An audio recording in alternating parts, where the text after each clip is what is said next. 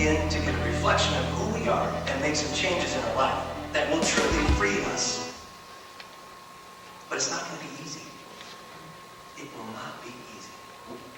Because I believe, to some degree or another, all of us have an addiction. An addiction to Chotchky. And strangely enough, the most dangerous kind of Chotchky.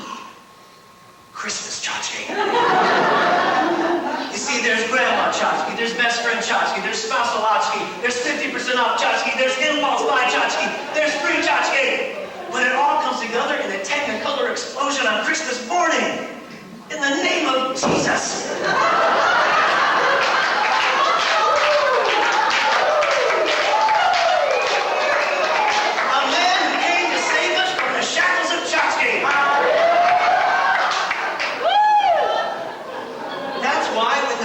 The rich man said to Jesus, "How can I find the kingdom of heaven?" Jesus said, "Get rid of all your Chotchky and follow me." But what did the guy do? He couldn't do it. In the face of Jesus himself, he couldn't do it. He was so attached to his Chotchky. Now, where was the kingdom of heaven that this man was looking for? And all around him. Jesus said the kingdom of heaven is laid out before you, but you don't see it. Why? Because we're confused. We're a little attached to our Chotchky, and we begin to look for the kingdom of heaven in our stuff. That's why. It was right in front of him the whole time. Jesus went on to say, it would be easier for a camel to go through the eye of a needle than for this guy to go to the kingdom of heaven. Now, was that a literal or metaphorical statement? It was metaphorical, of course. Jesus had many wealthy friends to whom he knew were not possessed by their possessions. He knew this guy had some work to do. And I think this is a very interesting thought for all of us, because today you and I have more stuff than a rich man had in the days of Jesus. And so it's something to think about. See, I believe if Jesus were here right now with us in this room, he would say to us, if you have let the accumulation of stuff come into your life unconsciously and begin to clutter your life, you've lost sight of the kingdom. You've begun to buy into a materialistic world. You see, everything that this guy had, that he was speaking to, all of his stuff had become Chotchky. Anything that takes our eyes off of what is important to us, we get confused. We can't remember. See, I can't find the definition of a Chotchky, so I'm making my own up. And this is my first definition of Chotchky. Chotchky, any stuff in our life that takes our mind off of what is real and important and causes confusion. Any stuff we bring into our lives that takes our mind off of what is real and important and causes confusion. That's when we start to lose sight.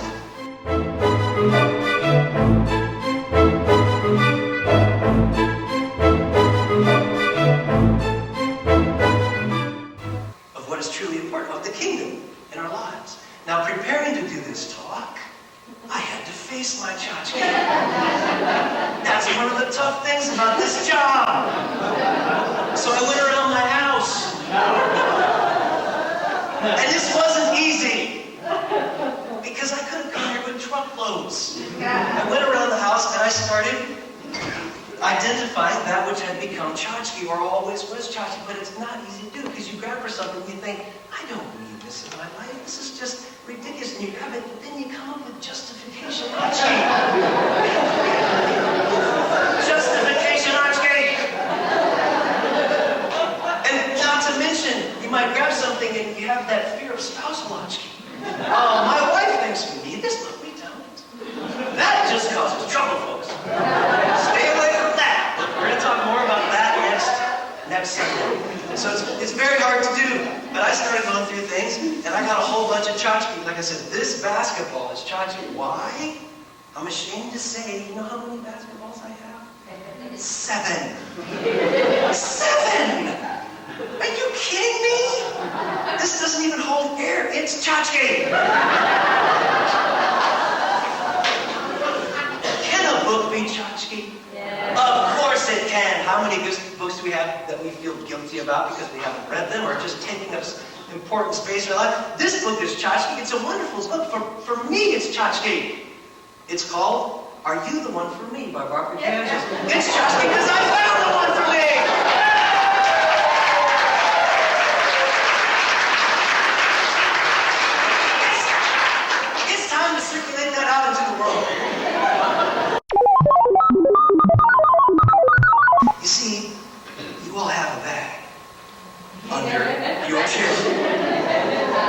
That's why it's a 2-week series.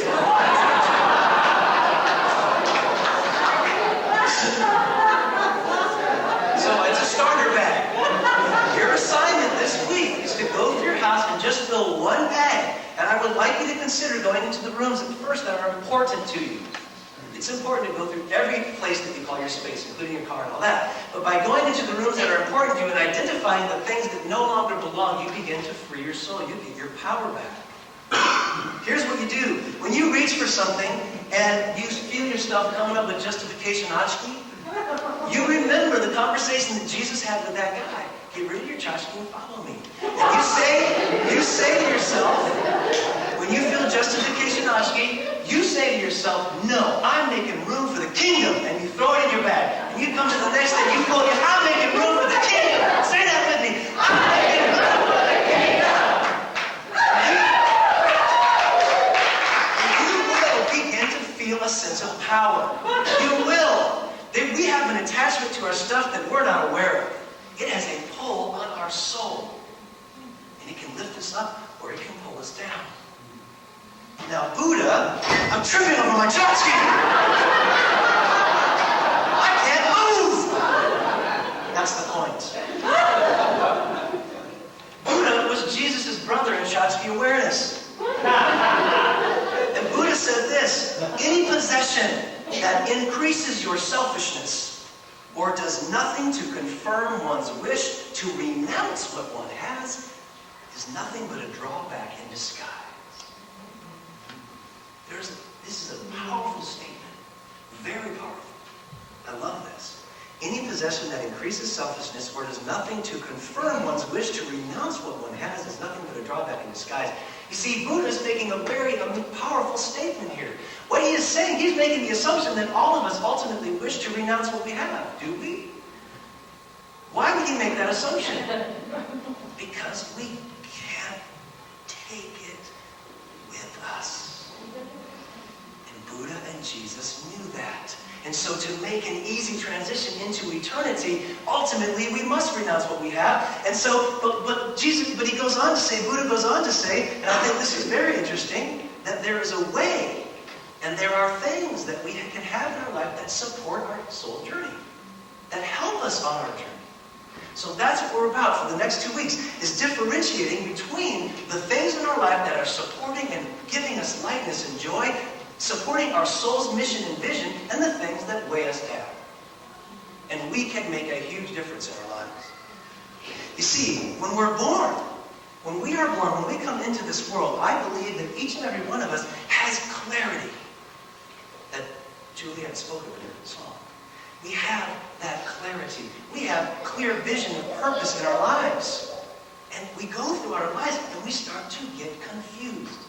We start to lose that sweet, clear vision that we were born with because our eyes get taken off of the things that are important to us. This 2-week journey is a journey of remembering what is real and important in our lives and getting rid of the rest so that our true soul's purpose can resurface and come to light and that we can be full of joy.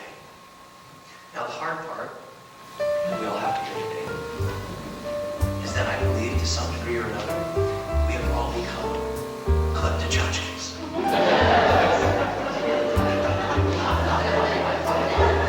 A Chotchky is a person who unconsciously brings stuff into their lives in an attempt from the outside, an attempt